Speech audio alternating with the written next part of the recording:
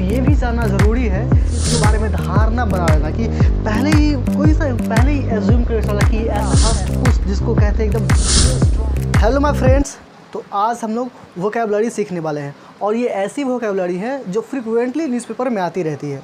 तो आज हम लोग डे 1 से सीख रहे हैं न्यूज़पेपर वाली वोकैबुलरी और हम लोग वोकैबुलरी के साथ साथ इसका एग्जाम्पल भी सीखेंगे।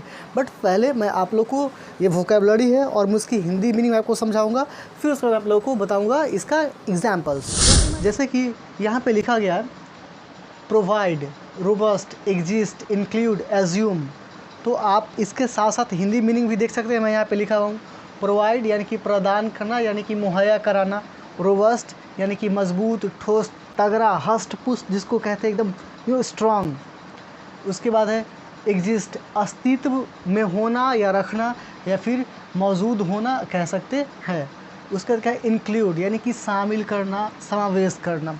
उसके बाद एज्यूम, मान लेना, कल्पना करना, किसी चीज़ के बारे में धारणा बना लेना कि पहले ही एज्यूम कर चला कि ऐसा नहीं ऐसा होगा, जिसको हम कहते हैं assume.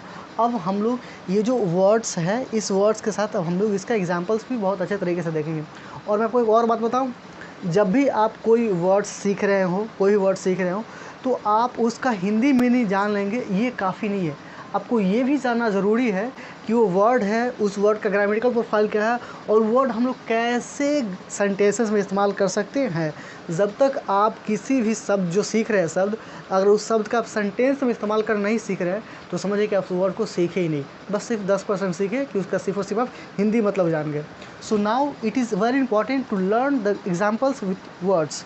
So here is the first example, he provides everything that I need. मतलब कि वो मुझे हर चीज़ प्रदान कराता है, मुहैया कराता है जिस चीज़ की मुझे ज़रूरत होती है।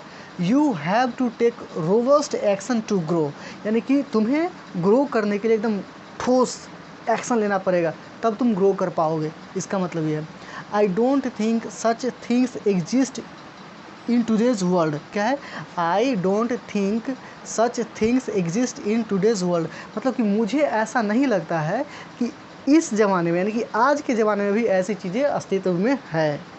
ओके, उसके बाद क्या है इंक्लूड, यानी कि I need to include some examples to explain these words. मतलब कि मुझे कुछ एग्जाम्पल्स इंक्लूड करना है, मतलब मुझे कुछ एग्जाम्पल्स शामिल करना है इन सारे वर्ड्स को सिखाने के लिए, एक्सप्लेन करने के लिए।